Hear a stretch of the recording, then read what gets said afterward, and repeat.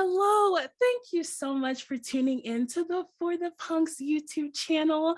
Now, in case you didn't know, For the Punks is a resource and publication for fans and creators to connect, learn, and grow. So subscribe to be the first to know whenever we upload.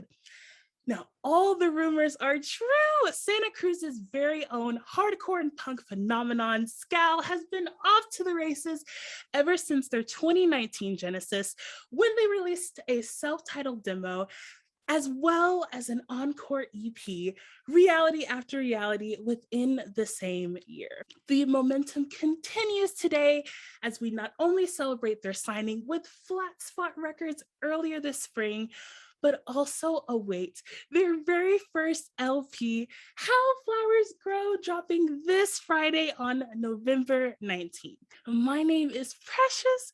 My pronouns are she, her. I'm a writer on the For the Punks team, and I couldn't be happier to have Scowl's vocalist and lead, the most lovely Kat Moss, here with us today. Yay! Oh, and Kat Moss, she's here with us today. Kat Moss, she's here with us today. What a dream. Thank you to Saturn and back for coming to hang out. Thank you for having me. I'm so excited. Yes, and I know our founder, Carolyn, has been over the moon. She's been a fan of Scowl since like forever now. So shout out to Carolyn. We love you so much. We love you so much. There is indeed a blissful buzz going around about the band. You all were featured in Discovered magazine this past September. And Lon Fam writes, if there were ever a more appropriate time to come together over brutally honest music that doesn't sugarcoat any of the hard realities and cultivate spaces where everyone is welcome and celebrated, it's now. Having a band such as Scowl in the scene is important because, much like their emblematic flower, it's also a true testament to how the scene itself has evolved, though certain aspects of it remain the same. Like how hardcore kids don't know how to slam the way punk kids do. The inclusiveness and diversity of various genders and people of color are more apparent now than it ever has been before. Now, Kat, you also talk about your upcoming album and express that it's supposed to represent self-realization and growth. So I'm so excited to discuss similar themes, such as the everyday side effects of being in a band, what rules you're proud of yourself for breaking, and how you keep yourself grounded. So with all of that being said, how does that sound? Sounds great. Sounds awesome. I mean, you know, being in Scowl was never something I expected to evolve into what it is now, because I didn't think that many people would be interested or maybe resonate with my lyrics. But it's been a really pleasant surprise to be where I'm at now and to feel that growth and to feel a little bit of pride over the work I and we collectively as a band have put in. And so that's a really good feeling. I'm really happy about that. That is amazing. And we could not be more happy for you. All of this is just well-deserved, and it's an honor to help celebrate. But with everything that's happening, it's always and forever 1,000% okay to feel whatever you're feeling at any given moment. So first off, we want to do a mental health check-in. We want to make sure that you are doing okay. So Kat, how are you? Are you doing okay mentally and emotionally? I'm doing well. I think I've been definitely under some different pressure, a different type of pressure that I've never experienced before at this point in my life. Just balancing, my finances and working, as well as something I'm really passionate and driven about that I want to spend all my time doing, which is playing music and also taking care of myself. And it's all about balance, and I'm still getting there on finding it. So I have some rough days personally, like when I get home and I'm alone, but I'm really proud of myself and I'm really happy with what I've achieved. So I'm doing all right. I'm getting there, taking the steps to heal. we're so glad that you are doing okay with everything going on. It's so easy for it to get overwhelming. And so we're so happy that you're taking time to check in with yourself, because above all of that is the most important. We don't have to put pressure on ourselves to be happy for the entire day or the entire hour, or even if it's something we're celebrating, it's okay to meet ourselves wherever we're at. So we're so excited. Now, okay, we do have to brag a little bit because, okay, first off, so Kat, okay, you had to help me get this straight, right? Okay, so you just signed to Flatspot Records this April. Yes. Your first album is coming out this Friday. You've dropped 2 cinematic music videos for the singles Bloodhound and Seeds to Sow, both directed by Malachi Green, Scowl's guitarist. And you're kickstarting 2022 with a European tour alongside Comeback Kid, with Be Well and Devil and Me. I mean, wowza, like just the warmest congratulations. Thank Is you. amazing and groundbreaking. Now, how are you processing it all? How are Malachi, Cole, and Bailey processing it all? Like, what has life been like for you all recently? It's been pretty crazy. We're all kind of like, what the F? It's crazy. It's hard to process, but I'm okay with that. I'm really just holding on to this feeling of just pure surprise and just like kind of awe at the growth and the movement. And I'm just enjoying it. I'm just really happy and enjoying it, and like making sure to give myself a pat on the back every now and again for how hard we've worked and to keep working hard, but we're all just kind of like, what is going on? Just like marveling at everything, like, oh my God, is this real life? Is this a dream? Absolutely. Yes, no, it is. It's been so cool watching the entire progression.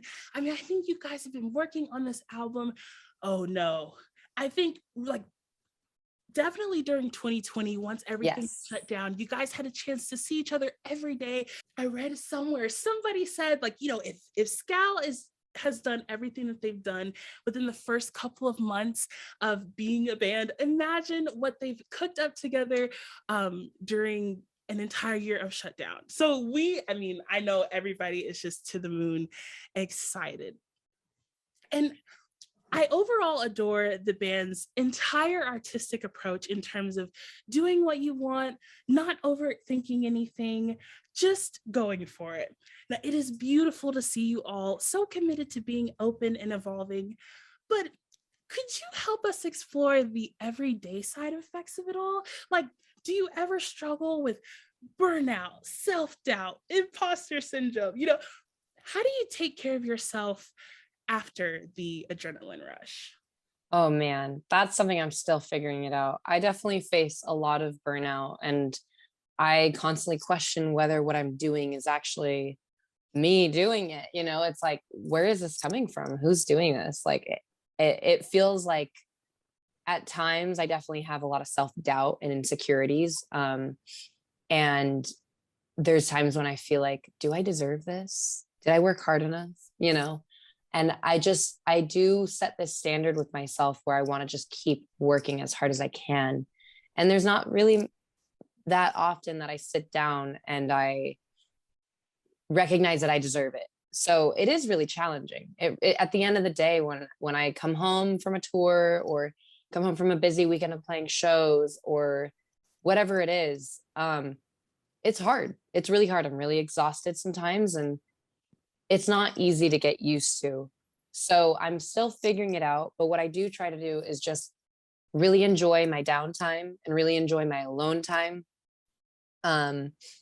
I make an effort to check in with myself, and I like to do things like journal and do art as well, have other outlets. And then, of course, a huge one for me personally is making sure I get outside and go take walks and go do these things, even if I don't feel like it. because I know that it's going to make me feel better, even if I'm not on tour or playing shows, because I do get that like after tour depression a lot, where I'm just like, what do I do with myself now? Oh, yes. Okay. I can't imagine. Like, I've never been on tour before, but I remember being in like marching band in high school and like going to football games and like being on the bus and stuff. We were so Yeah. sad at the end of every football game. We were like, what do we look forward to now? We're so happy that although there is so much going on, that you are aware of how important it is to kind of slow down and take a second to smell the flowers and like be Yeah, outside in nature and totally. everything. So, oh, that's so cool. Yes, we have to talk about your Bloodhound music video. Now, I can't imagine a better scenario. Everyone who's ever felt less than combines together to break one of the most famous rules in the world, performing hardcore music in a library. I feel like I don't even know, 7-year-old self like would have loved that music video every time I got in trouble for talking in the library. So just bravo on an immaculate concept. When it came to writing this album, in retrospect, I would love to know, what rules are you the most proud of yourself for breaking?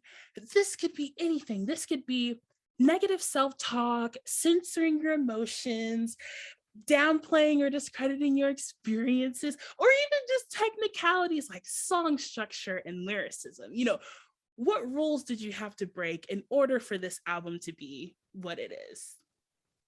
That's a really good question. I definitely, when it came to the technicalities of writing, I set a little bit of a standard for myself to just stop overthinking it, because there's been a lot of time in the past when I've written lyrics or poetry and just been stumped and so frustrated and felt so stubborn about it being a specific way that I had imagined. And I really let go of my expectations with my writing. And it created something that was it just blew my own expectations away, it was awesome. It felt great. And I was really proud of myself, because there was a couple moments where during the writing, I would sit down and I'd kind of set myself a topic or two to write about. So it was easy. And I just let myself talk it out on paper. And it turned into something that was like really literal, really to the punch, and exactly what I wanted to say, but poetic enough for me. And during the writing process, I was going through some stuff in my life that was just really changed a lot for me. And my life was in such a transition and such a change. And so the theme with the record really, it's really realistic to me. And I know everyone can relate or resonate with, growth. And it's such a simple thing to say that everyone can agree on, but it really, really hit me on a deeper level. Just the idea of chaos and stripping everything away and really being super raw in order to grow and be a better version of yourself, or to just feel better. I had to do a lot of that. And a lot of the writing on that record is about choosing to accept that I'm part of my own problem. And I have to admit it, take accountability, and move on from that. And as well as recognizing that I have power over who and what enters my life, and that I can say, no, I'm going to change that. So there's a lot of empowerment behind admitting my wrongs and admitting the darker sides of myself and visiting that through the lyrics. Oh, oh my gosh, I love how you worded, like, how a lot of times we can be, I guess maybe not the center of our own problems. We have more to do with it than we think we do, or more to do with it than what initially seems so. Absolutely. Also, we are our own solutions. We are our own miracles. And so, yes, taking that power back, whether it's from someone or something, and making art out of it to where other people can relate to it. And it also kind of stands as like a labor of love or a reminder to yourself if you ever find yourself back in a similar mindset. So, oh my God, the genius continues. Like, this is just amazing. Yes, no, we are so proud of you for trusting yourself and your ideas. It was perfect timing today. I saw your Scoped Exposure podcast episode with Spencer this morning. Ugh. Shout out to Spencer. We love you. Yeah, seriously. Huge shout out.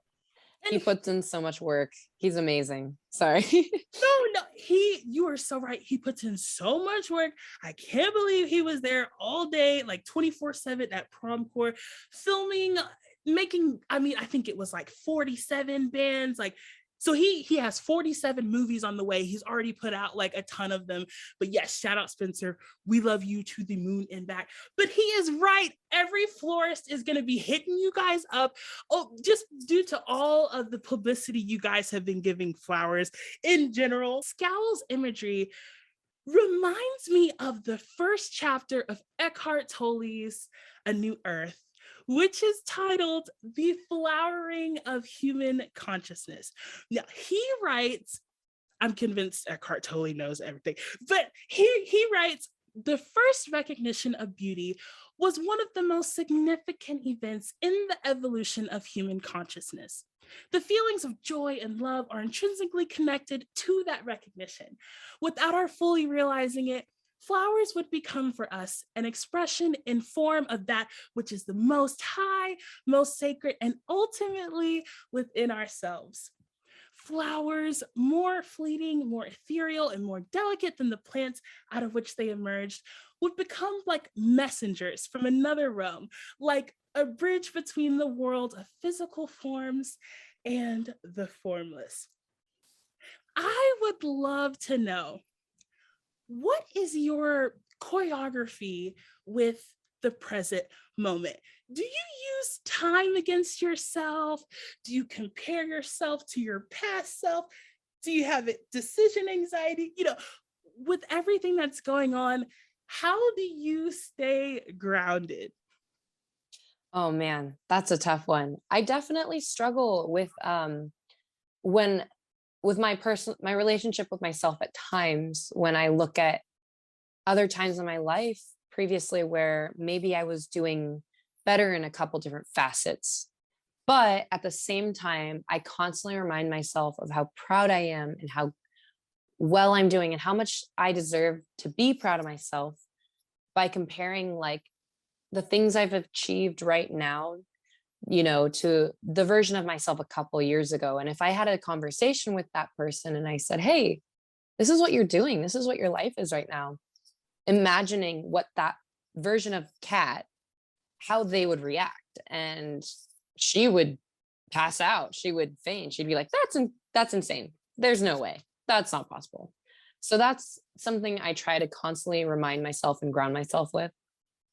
Of course, living in the present is so important for me as well, because I'm constantly right now focused on planning and things that are going to happen, and due dates, and just like it's really hard to stay grounded in the moment at this point in my life. But I'm making an effort to do so by recognizing the beauty around me, with like in nature, for example, and in my current friendships and in my relationship, and just enjoying those things, because in the past, not doing that has caused me so much pain.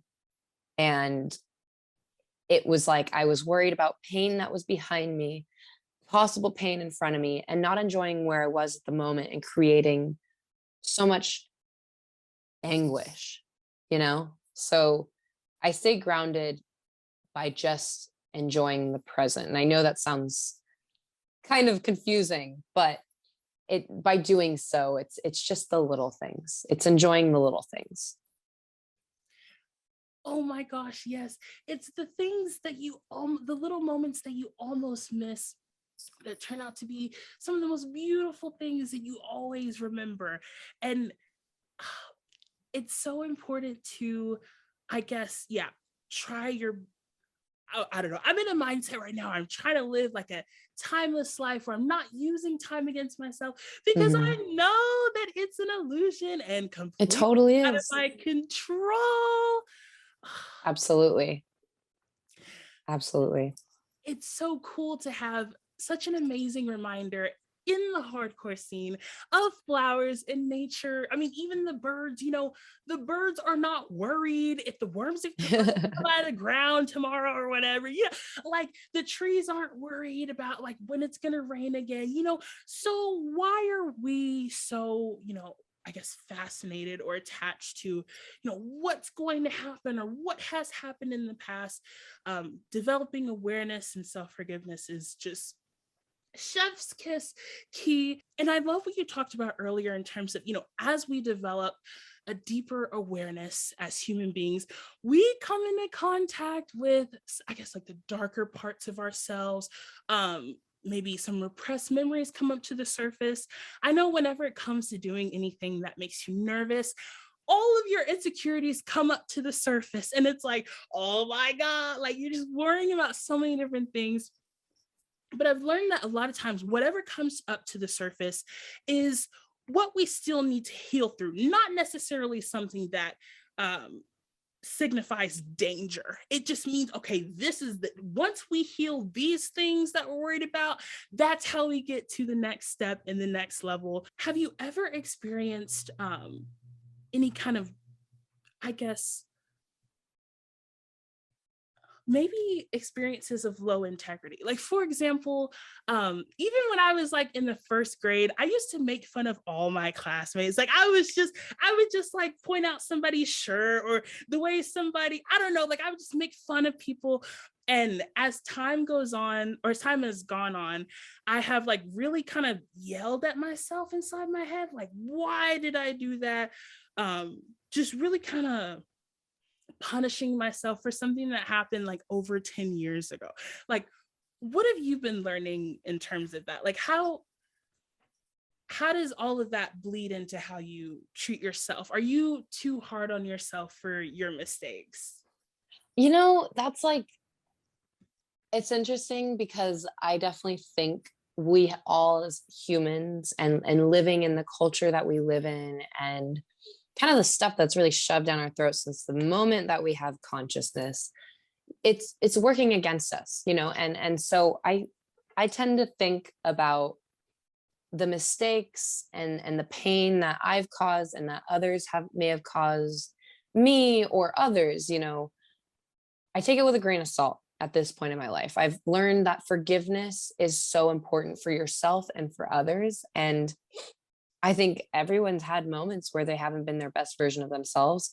A lot of them, a lot of those moments. And the best thing you can do is forgive yourself and forgive others for those things. But you also are valid in your feelings of anger or distrust or pain or anything of that due to these things, and that's when boundaries come into play. And that's a whole other thing. But I try really hard to forgive myself. And as someone who lives with, at this point, struggles with a bit of shame and guilt when it comes to my mental health, it's really hard to forgive myself right now. But I'm trying. And I think that alone is what I can give myself right now. And that is enough. That is more than enough. Yes, that's so true. Like self-talk, just the way that we treat ourselves, being our own worst critic. And I'm wondering when it comes to things like releasing music and performing live, there's so many things that can depend on that external validation. Oh, yeah. Is the crowd gonna clap after we're done? Right. Are people gonna receive the album well? Different things like that. And when it comes to studying non-attachment, like not attaching to any specific outcome, but just falling in love with the process of everything. Totally. Can we explore, what is your definition of failure? Like an unrealistic expectation? Do you has your definition shape shifted over the years? Because I know your album is about to come out next Friday, and that may be a time when all that kind of stuff comes to the surface. So what do you think? Absolutely. What do you Absolutely. That stuff is really challenging right now because I don't want to set expectations because I don't want to be disappointed. And that's part of why I'm really nervous leading up, but I'm mainly really excited. And I'm trying to just enjoy this process. So it is a bit of an argument I have with myself where I'm like, just enjoy it, God damn it.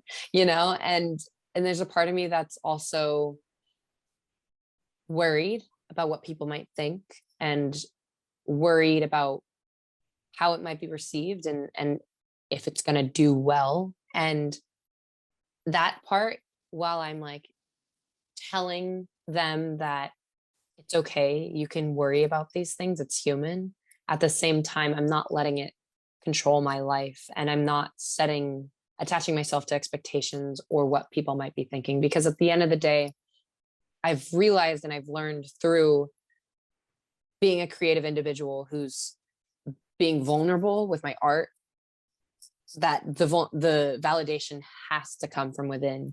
I'm at a point right now where I'm fully disassociated from reading or in taking in any sort of negativity about it because it affects me too much. And I'm a really sensitive individual. And I think there's a part of me that's really curious and wants to know what people might think. But at the same time, it's just not worth it for me. And it's just not worth it for what I'm doing with Scowl. It doesn't help me. And I'm not in a place where I can take it in. So I guess at the end of the day, I just do my best to associate my success from within myself. If I'm happy, if I'm pleased, if I'm happy with the work that I put in at the end of the day, then that is a win, And if the people that I love around me are proud of me, that's a win. And if there's at least one person who resonates with the lyrics I write or with the music that Scowl puts out, that is enough for me. Scowl in general is just a masterpiece. Like even Malachi and Cole and Bailey, like you guys are all friends, and like it's just like so cool to have your family around and your loved ones around helping to celebrate you and support you regardless of what happens. So but we're also not worried at all because literally everything Scowl has put out so far has been so amazing. So, we're not worried at all. But all of that is completely human and completely valid as well. It's okay. So this is the heartbreaking part. We have made it. We have arrived to the final question of this interview. And I am so sad. And I want to just like press the rewind button and do it all over again. Pretty please correct me if I am wrong, but gratitude is a huge thing for you, whether it comes to performing in front of a crowd of people or in other interviews or podcast episodes you've done. You do your best to thank everyone in the room. And I think that is just such a cool thing.